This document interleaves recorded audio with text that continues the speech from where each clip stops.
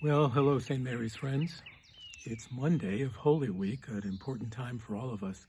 And before getting into this reflection, just two things I'd like to bring to your attention.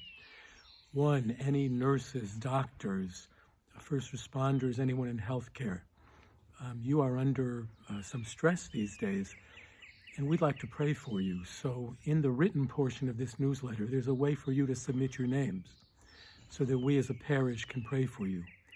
And then also, if you'd like to just talk, you can get a hold of me, one of the other priests, deacons. There's a way to do that also. And we can even pray over the phone or in some way that can help you. So that's number one. And it's said with great love and appreciation. The second thing is, this week we'll be having our parish video retreat for Holy Week. On Tuesday, Wednesday, Thursday, each day at 3 o'clock, you'll be getting a video. And I ask you to watch it in some recollected setting. Don't watch it with the TV on. Don't watch it while doing something else. It'll be about 20 minutes long for each one. But to do it prayerfully, recollectedly, and to prepare for it by reading Luke chapters 22 and 23. So those are the two bits of information for this newsletter. The reflection is this. What is the big question to be asked these days? I think of this a lot. It's not, did China's wet markets unleash the coronavirus? It's not, did the Chinese military's biowarfare group accidentally release it? That's not the question. The question is not even, did God do this? Did God do this to get our attention? Did God do this as a punishment? That's not the question either. The question is this: in the midst of the reality, in the midst of a fallen world, and that brings us a reality,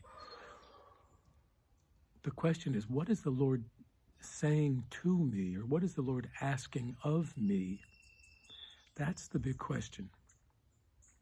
And it's a question that requires some private, prayerful reflection, not just to be casually thought of, but seriously and maturely thought of.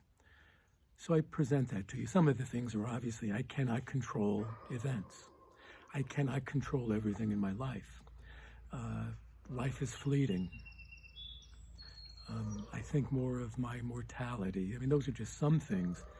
But then they have to be brought to the Lord and fleshed out all the more. The Passion of the Lord, Holy Week, leads us always into the reality of things, the reality of our lives. And lastly, I'd say this. It's a thing we laugh at sometimes, but in the old days, our parents or the nuns would tell us, when something difficult is happening, offer it up. What does that mean? Offer it to the Lord in union with his passion, his death and resurrection, and for a purpose, a prayerful purpose through the Lord's Paschal mystery for some good and holy purpose for other people, for my conversion. So those are just some things for us to think about as we enter into Holy Week. Be well, keep saying your prayers, be holy. Praise be Jesus Christ, now and forever. Amen.